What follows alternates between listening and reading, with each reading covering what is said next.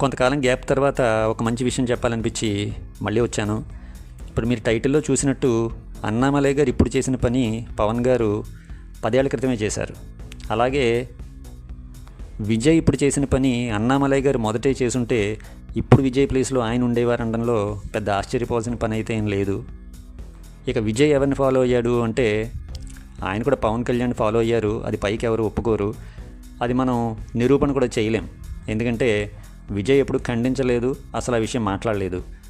ఈ సోషల్ మీడియాలో చర్చ, కొన్ని మీమ్స్ కూడా నడిచాయి. ఏంటంటే ఇతను పవన్ గారిని ఇమిటేట్ చేస్తున్నాడు. బాడీ లాంగ్వేజ్లో కానీ, ఎన్నికల ర్యాలీస్లో అతను మాట్లాడే విధానం కానీ, ఆఖరికి డ్రెస్ సెన్స్ కానీ, అతను చేసే హావభావాలు కానీ ఇవన్నీ కూడా పవన్ గారి లాగే ఉన్నాయి అన్నట్టుగా కొన్ని అటు ఇటు ఆయన ఫోటో ఈయన ఫోటో పెట్టి ఆ మీమ్స్ కూడా చాలా వచ్చాయి. అలాగే రాజకీయ పరంగా కూడా పవన్ గారు ఎలాగైతే కొన్ని సీట్లు ఒక కూటమిగా ఏర్పడి కొన్ని సీట్లు తీసుకుని 100% స్ట్రైక్ రేట్ ఎలా కొట్టారో అది మంచి విధానం. మనం ఈ ద్రవిడ వాదం బలంగా ఉన్న చోట ఇంకో కొత్త పార్టీ పుట్టుకొచ్చి అధికారంలోకి వచ్చే ఛాన్స్ అలాగూ లేదు. కాబట్టి ఏదో ఒక పార్టీతో భాగస్వామ్యం కుదుర్చుకుని అక్కడి నుంచి మంచి క్వాలిటీ రిజల్ట్ ఇక్కడ జనసేన కొట్టినట్టుగా ఆ రిజల్ట్ రప్పించుకుంటే డైరెక్ట్గా ఫస్ట్ టైం అసెంబ్లీలో అడుగు పెట్టచ్చు, కొన్ని మంత్రి పదవులు కూడా కొట్టచ్చు. అలాగే నెక్స్ట్ టైము డైరెక్ట్ అధికారానికి మనం టార్గెట్ పెట్టుకోవచ్చు అన్నట్టుగా ఆయన ఆలోచించినట్టు చాలా న్యూస్ వచ్చింది. ఆయన ఆ విషయం ఖండించలేదు. చాలామంది ఆల్మోస్ట్ లాస్ట్ మినిట్ వరకు ఆయన నేను ఒంటరిగా పోటీ చేస్తానని ప్రకటించే వరకు ఇదే నడిచింది. కేవలం ఆయన పవన్ అనుసరిస్తున్నారు. ఎందుకంటే అంతకుముందు సినిమాల్లో కూడా ఇద్దరు ఆల్మోస్ట్ ఒకళ్ళ సినిమాలో ఒకళ్ళు చేసుకోవడం అనేది ముందు నుంచి ఎందుకో విజయ్ పవన్, అక్కడ విజయ్ ఇక్కడ పవన్ అన్నట్టుగా ఒక రకమైన ఇద్దరు ఒకలాంటి వాళ్ళే అన్నట్టు నడిచింది. పొలిటికల్గా కూడా అదే అనుకున్నారు. ఆయన కూడా ఖండించలేదు. కానీ చాలా విచిత్రం ఏంటంటే ఆయన విజయ్ పవన్ని ఫాలో అయ్యారు, కానీ ఈ 2024 ఎలక్షన్స్ పవన్ని ఫాలో అవ్వలేదు. 2014లో పార్టీ పెట్టినప్పటి పవన్ని ఫాలో అయ్యాడు.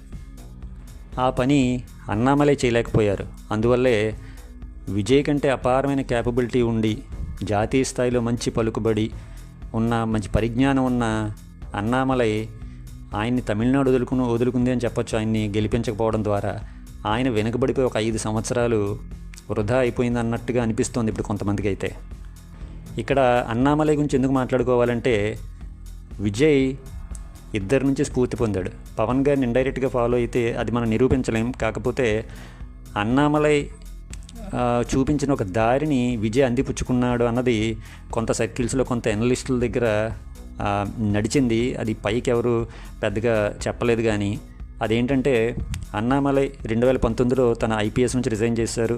రిజైన్ చేయగానే 2020లోనే రాజకీయంగా ప్రయాణం ప్రారంభించేశారు. తను జాతీయవాది కాబట్టి, జాతీయవాది భావాలు ఉన్నాయి కాబట్టి ఆటోమేటిక్గా బీజేపీలో జాయిన్ అయిపోయారు.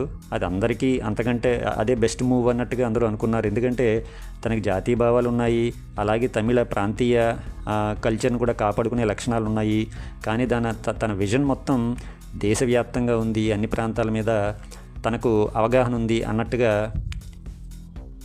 బీజేపీ అనే పార్టీలో జాయిన్ అయితే, బీజేపీ ఎప్పటి నుంచో అధికారంలో ఉంది కేంద్రంలో, రాబోయే నెక్స్ట్ టర్మ్ కూడా ఎదురు లేదు, అపోజిషన్ లేదు. సో అంత బలమైన పార్టీ తరపున ఉంటే ఒక అండ ఉంటుంది. ఎప్పటికి రాబోయే టైంలో కూడా అధికారంలో ఉండటానికి అవకాశాలు ఉన్న పార్టీ కాబట్టి సహజంగా ఎవరైనా అందులో జాతీయ భావాలు ఉంటే అక్కడ జాయిన్ అవ్వటం సహజం. అది అందరూ చాలా మంచి మూవ్ అని అనుకున్నారు. అప్పటికి అంతకుముందు ఎలక్షన్స్లో బీజేపీకి 3% ఉంటే ఈ అన్నామలై కృషి వల్ల, కేవలం అన్నామలై కృషి వల్ల 11% బీజేపీ ఓటింగ్ పెరిగిందంటే బీజేపీకి అతని ప్లస్, కానీ బీజేపీ అతనికి బరువు అయిపోయింది. ఎందుకంటే అన్నామలైకున్న విజన్కి బీజేపీ పైనుంచి పెట్టే ఒత్తిడి, బీజేపీ చెప్పిన ఒక ఫ్రేమ్వర్క్లోనే ప్రయాణం చేయాల్సి రావటం, అన్నామలైకి ఆ ప్రాంతం గురించి పూర్తి అవగాహన ఉన్నప్పటికీ అన్నామలై చెప్పిన సజెషన్స్ని బీజేపీ తీసుకోకపోవటం, ఇది చాలా విచిత్రమైన విషయం. ఇక్కడ ఏఐడిఎంకేతో పొత్తు కోసం వాళ్ళు ఏదో పెట్టిన కండిషన్స్ వల్ల అన్నామలైని 2025 వరకు ప్రెసిడెంట్గా ఉన్నాడు, పార్టీ ప్రెసిడెంట్ తమిళనాడుకి, అలా పక్కన పెట్టారు. సో అంత క్యాలిబర్ ఉన్న అతన్ని ఏదో కొంచెం తగ్గించేసి పక్కన పెట్టినట్టు పెట్టారు. కానీ అతను ఓపిక్గా ఎలక్షన్స్లో అంతా ప్రచారం చేశాడు, తన అంత కృషి చేశాడు. ఆ తర్వాత వెంటనే ఈ విజయ్ రిజల్ట్ చూసిన తర్వాత అతనికి ఒక జ్ఞానోదయం అయింది, నేనేం మిస్ అవుతున్నాను అని. తనకి ఇంత క్యాలిబర్ ఉండి కూడా తను ఉండాల్సిన ప్లేస్ విజయ్ తెలివిగా ఆలోచించి ఈరోజు చేరుకున్నాడు అని ఆయనకు అర్థమై ఏమాత్రం టైం వేస్ట్ చేయకుండా ఢిల్లీ వెళ్ళి చాలా మర్యాదపూర్వకంగానే వాళ్ళు ఒత్తిడి చేసిన లొంగకుండా ఆయన బయటకు వచ్చేసాడు, కొత్త ప్రయాణం ప్రారంభించాడు. చాలా క్విక్గా టైంకి ఏమాత్రం వేస్ట్ చేయలేదు, ఆల్రెడీ వేస్ట్ చేసిన చాలు అని. సో అదొక మంచి పరిణామం. కానీ ఇక్కడ అన్నామలై ఏ విధంగా విజయ్కి మిగతా వాళ్ళకి ఒక దారి చూపించాడంటే, తమిళనాడు పాలిటిక్స్ ఎప్పుడు ద్రవిడ అంటే పెరియార్ రామస్వామి మొదలుపెట్టి ద్రవిడ కజగం అనే ఒక పార్టీతో స్టార్ట్ చేస్తే దాన్ని పొలిటికల్ పార్టీగా ఈ అన్నాదురై డిఎంకే అని పెట్టాడు. డిఎంకే నుంచి మళ్ళీ విభేదాలతోటి ఈయన బయటకు వచ్చాడు, ఎంజీఆర్ బయటకు వచ్చి వేరే పార్టీ పెట్టాడు. వేరే పార్టీ పెట్టినప్పుడు ఏంటి, ఆల్రెడీ ఒక అన్నాదురై ద్రవిడ పార్టీ ఉంది. ఆ పార్టీ నుంచి బయటకు వచ్చినప్పుడు వేరే సిద్ధాంతం పెట్టుకోవాలి కదా. కానీ అక్కడ ద్రవిడవాదం విపరీతంగా పాతుకుపోవడం వల్ల ఎవరు పార్టీ పెట్టినా కూడా ఆ ద్రవిడ అనే మొక్క ఉండవలసిందే. సో ఆ డీని వదులుకోలేక అన్నా డిఎంకే అని పెట్టుకున్నారు.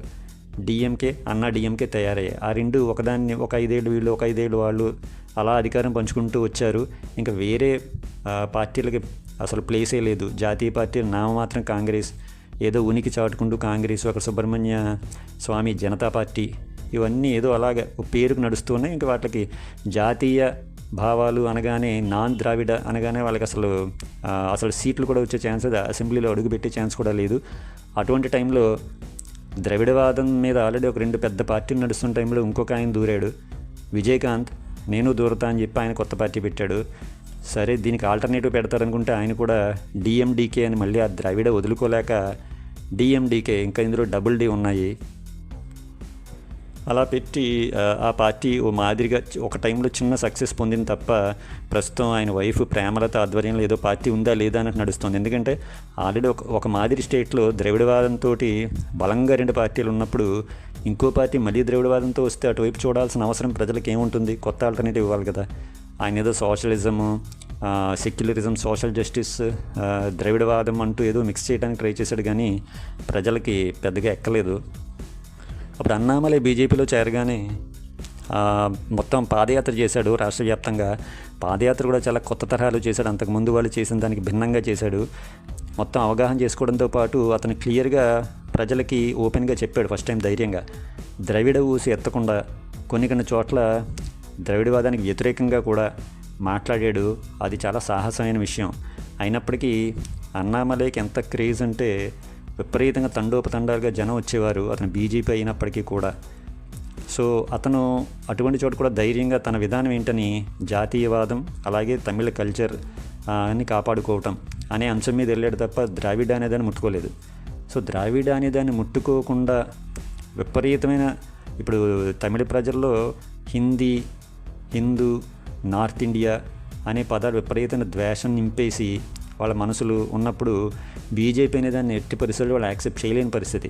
అటువంటి బీజేపీ నుంచి నిలబడిన ఈ అన్నామలై బీజేపీ వీడు ద్వేషించే హిందీ, నార్త్ ఇండియా నుంచి ఉన్న పార్టీ తరపున నిలబడమే కాకుండా ద్రవిడ అనే ఊసెత్తకుండా ద్రవిడవాదుని సంతృప్తిపరిచేలాగా దువ్వడానికి ప్రయత్నించకుండా ఉండడం అని అతిపెద్ద సాహసమైన పని అన్నామలై చేస్తే, అది అన్నామలై ప్యూర్ విజన్. అది అన్నామలైకి అప్పుడు అవకాశం కూడా ఇచ్చారు తనకి నచ్చినట్టుగా ఇది ప్రచారం చేసుకోమని.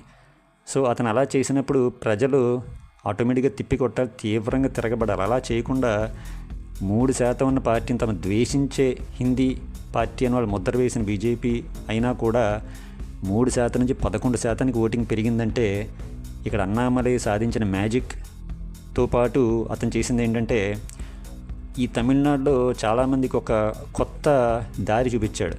ఇక్కడ ద్రవిడవాదం మాత్రమే కాదు, పైకి అలా కనిపించిన ద్రవిడవాదానికి నుంచి పక్కకు జరిగి ఒక మంచి ఫ్రెష్ ఆల్టర్నేటివ్ ఎవరన్నా కొత్త రాజకీయం తీసుకొస్తే ఆదరించడానికి ప్రజలు, ముఖ్యంగా ప్రస్తుత యువత సిద్ధంగా ఉన్నారు అన్న ఒక కొత్త కోణాన్ని, కొత్త ప్రయోగం ద్వారా అతను బయటపెట్టాడు. అసలు ఎవరు ఊహించని విషయం అది. ఇతనికి బీజేపీ తరపునున్నా కూడా ఓటింగ్ పెరగటం, ఇతను కూడా చాలా ఎక్కువ ఓడిపోయినా చాలా అత్యధికంగా ఓట్లు పొందడం ద్వారా అన్నామలై చూపించిన దారి మొత్తం దేశవ్యాప్తంగా చాలామంది దాని మీద ఫోకస్ పెట్టారు. అసలు ఇది దుర్భేద్యం, ద్రవిడ డి అనేది లేకుండా ఒక పార్టీ ఉండడం అసాధ్యం అనుకున్న టైంలో ఈ తీవ్రంగా ద్వేషించే పార్టీ తరపున నిలబడిన ఒక అన్నామలై అనే వ్యక్తి ఓటింగ్ పెంచడం అనడం ఈ మన ప్రజల్లో ప్రస్తుత జనరేషన్ తమిళ యూత్లో మార్పుకు సిద్ధంగానే ఉన్నారు, సరైన ఆల్టర్నేటివ్ దొరికితే అన్న గ్యాప్ని చూపించాడు ఆయన. ఆ గ్యాప్ని రుచి చూసిన విజయ్ దాని మీద బిల్ట్ చేసుకుంటూ వెళ్ళి ఫైనల్గా ధైర్యం చేసి సొంతంగా పార్టీ పెట్టి ఒంటరిగానే పోటీ చేస్తానని చెప్పి ఆ అన్నామలై ఇచ్చిన ఆ గ్యాప్ తోటే పార్టీలో డి అనేది లేకుండా టీవీకే అని పెట్టాడు. అసలు ధైర్యం, డీని తీసేసిన ధైర్యం చేశాడు. అందుకే తను ద్రావిడవాదాన్ని మీదేసుకోలేదు, ద్రావిడాన్ని క్రిటిసైజ్ చేయలేదు, అటు బీజేపీకి దూరం అన్నాడు. సో కరెక్ట్ ఈ ఆట ఆడాడు. అటు హిందీ వ్యతిరేకం విపరీతంగా ఉంది కాబట్టి మేము బీజేపీకి అనుకూలం కాదు, బీజేపీకి సమాన దూరం, సైద్ధాంతిక వ్యతిరేకం బీజేపీ, కాంగ్రెస్కు దూరం మేము. అలాగే ద్రవిడవాదం గురించి అసలు ఏమీ మాట్లాడలేదు. దాంతో ఒక ఫ్రెష్ ఆల్టర్నేటివ్ దొరికింది. వ్యతిరేకించడానికి అతనేమీ హిందీ సమర్థకుడు కాదు, జాతీయవాదం పేరుతో ఇతను ఉత్తరాది గమ్ముడిపోయాడని ఇలాంటి కామెంట్లు వచ్చే అవకాశం కూడా లేక ఫ్రెష్ ఆల్టర్నేటివ్ దొరికేసరికి ఎటువంటి వైపు వెళ్లకుండా మధ్యలో నిలబడడం వల్ల విజయ్కి అద్భుతంగా కలిసి వచ్చింది. అతనే ఊహించకుండా 100 సీట్లు కొట్టేశాడు. వెంటనే అన్నామలైకి మొన్న ఎలక్షన్ రిజల్ట్ ఒక్కసారి కనువిప్పు కలిగింది. తను అందరికీ తెలిసిన విషయమే, విజయ్ అన్నామలై విషయంలో కంపేర్ చేస్తే అన్నామలై చాలా చాలా విజనరీ, అద్భుతమైన జ్ఞానం ఉన్న మనిషి, మాస్ అప్పీల్ ఉన్న మనిషి. అక్కడ విజయ్కి హీరోగా ఎంత ఉందో రియల్ లైఫ్లో సింగంగా ఇతనికి అంత పేరుంది. అటువంటి క్యాలిబర్ ఉన్న నేను ఇలా ఉండిపోయానేంటి అన్న అది అంతర్మదనం స్టార్ట్ అయ్యి, దానికి కారణం కేవలం తను జాతీయవాదాన్ని సక్రమంగా ప్రజెంట్ చేయలేకపోయాను అన్నది అతనికి అర్థమైంది. తమిళనాడులో మీరు ఎంత ప్రయత్నించినా కూడా ఈ ఉత్తరాది పార్టీలని, అదే హిందీ అని ఒక ముద్ర పడిపోయి వాళ్ళ మెదడుల్లో నిండిపోయిన సమయంలో మీరు అదే భోగిలో వస్తే ఎంత కొత్తదనం తీసుకొచ్చినా కొత్త సీసాలో పాత సారాయిలాగా ఉంటుంది. ఇతను జాతీయవాదం, తమిళ కల్చరిజం అంటూ వచ్చారు. కానీ అతను ఎక్కిన భోగి బీజేపీ అని భోగి మీద తమిళ ప్రజలకి ఈ సానుకూలత రావడం చాలా కష్టం. ఎందుకంటే వాళ్ళ రాజకీయాలు అలా ఉన్నాయి, ఎప్పటికప్పుడు వాళ్ళు ఒక మంటలు మండిస్తూ ఉంటాయి ద్రవిడ పార్టీలు. అటువంటి భోగిలో వచ్చాను, నేను వెహికల్ మార్చాలి అన్న విషయం అతనికి అర్థమైంది. ఆ మార్చిన వెహికలే విజయ్ చేసిన పని టీవీకే అనేది కొత్త వెహికల్ అంటే ఏంటంటే దాని మీద ద్రవిడ రంగులు ఉండవు, ఉత్తరాది రంగులు ఉండవు, హిందీ రంగులు ఉండవు, హిందుత్వ రంగులు ఉండవు, ఏ మత రంగులు ఉండవు. అందుకే ఒక చిన్న బొట్టు కూడా పెట్టుకుని అసెంబ్లీకి వచ్చాడు. అలాగే అటు చర్చికి వెళ్ళాడు, ఇటు గుడికి వెళ్ళాడు. ఇవన్నీ చాలా ఎత్తులు కరెక్ట్గా వేశాడు. కానీ ఆ గ్యాప్ చూపించింది అయితే అన్నామలై.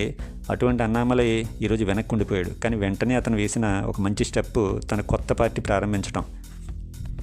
ఇక పవన్ గారి దగ్గరికి వస్తే ఇదే పని పవన్ గారు పార్టీ పెట్టేటప్పటి పరిస్థితి. అతను ప్రజారాజ్యం అనే ఒక విఫల ప్రయోగం నుంచి ఒక మైనస్తో స్టార్ట్ అయిన వ్యక్తి ఆటోమేటిక్గా ఏం చేయాలి, బీజేపీలో జాయిన్ అవ్వాలి.